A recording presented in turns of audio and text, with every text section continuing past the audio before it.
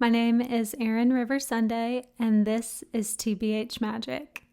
In this episode, we're talking about the birth chart of Maggie Rogers, with the audio portion being recorded on Wednesday, September 3rd, 2025 at 10:08 a.m. in Asheville, North Carolina.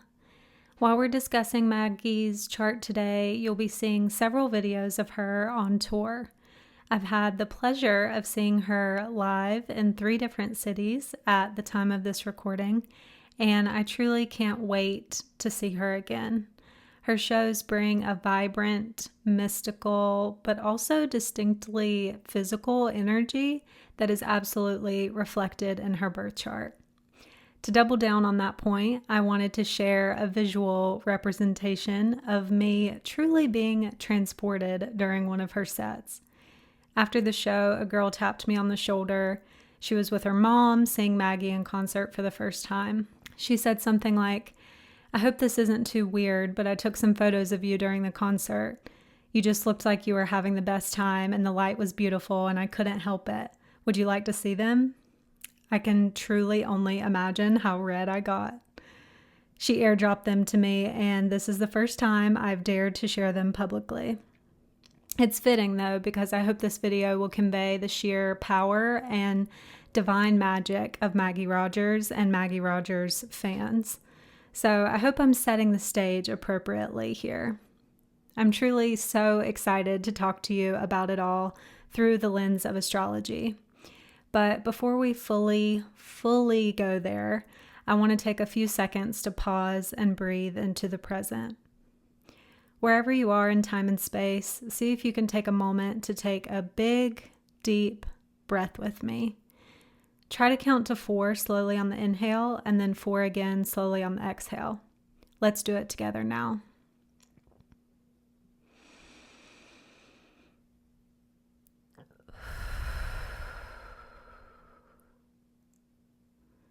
Okay, now we have arrived into the present moment.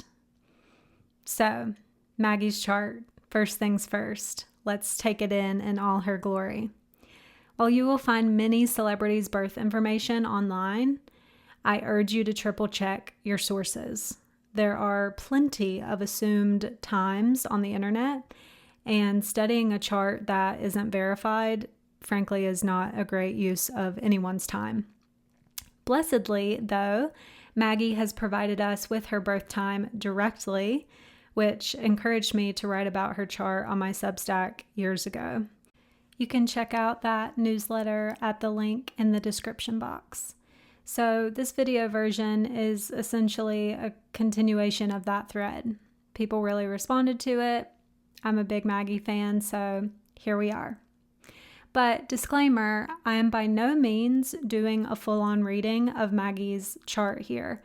We're just going to zero in on a few places. But Maggie, if you're seeing this, you're probably already an astrologer yourself, but if you'd ever want an additional set of eyes, I would be more than happy to deep dive your chart and secondary progressions and current transits, all of the things. Just putting that out into the universe. Okay, so I've been asked about the first thing I notice in a birth chart, and the answer is that it's different every time. If I know the person before seeing their chart, I have noticed that my attention is already trained on certain areas. For Maggie, knowing her to be a brilliant songwriter and captivating performer, I practically squealed when I first saw that she's a Gemini rising with Mercury at the anaretic 29th degree in Aries in the 11th house, governing her entire chart. If you're new to astrology, what does all that mean? Well, a Gemini rising on its own is especially charming.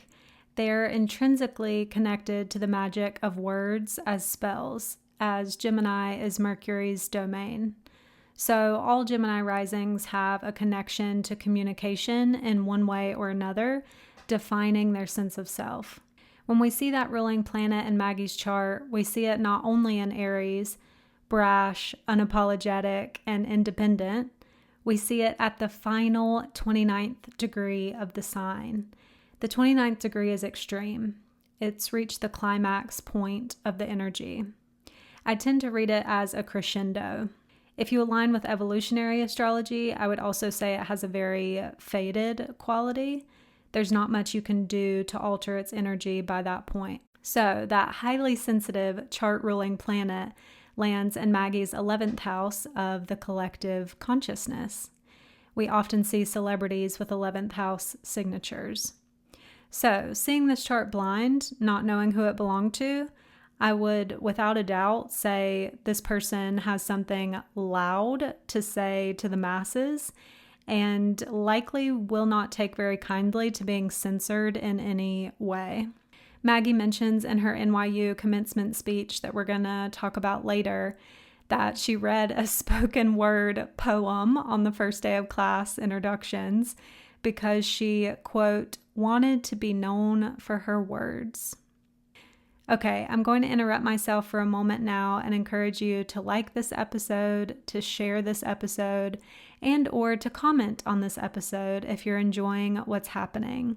I would love you to comment your favorite Maggie Rogers song if you have one, if you're a fan, and we can unpack that in the chat. And if you're really connecting with TBH Magic and would like to support me financially, you can also book a reading at www.tbhmagic.com. I do astrology and tarot readings, as well as classes that you can purchase and one-on-one teaching. I also sell cards on Etsy, very special greeting cards that are more affordable, of course, than a full-on reading. You can find me on Etsy, also at TBH Magic. Any and all support is so greatly appreciated, and I can assure you it's a symbiotic process. Okay, back to Maggie Land. If you're a Maggie Rogers fan or becoming one in this very moment, you'll know that her career absolutely exploded when she was in undergrad at NYU, and none other than Pharrell Williams paid a visit to one of her classes. He was there to critique homework assignments, unbeknownst to the students, until it was happening. No biggie. And he offered her other classmates plenty of valuable feedback, but with her, it was decidedly different. You can find the clip embedded in my Substack post if you'd like to watch it yourself, but the fact that it happened and then quickly went viral when it was posted on YouTube is a pinnacle moment for Maggie's Midheaven and Aquarius placement. Aquarius is all about the unexpected and the collective consciousness, often coinciding with virality. I'll also add that she gave a commencement speech at her alma mater, NYU, that I mentioned earlier, and went back to school herself during COVID, graduating from the Harvard Divinity School. The 9th house, where we find Maggie's Aquarius midheaven, relates to higher education, among many other things, like astrology. So it's no surprise that she continually finds herself back in these spaces. The woman loves to learn. Okay, the final thing I'll discuss about Maggie's birth chart for now is her 6th house, 12th house axis. I love this axis in the birth chart. I'm so excited to talk about it in the context of Maggie. So the 6th house is all about our daily mundane lives. Think doing the dishes, dropping the kids at soccer practice, and hopefully the occasional bubble bath.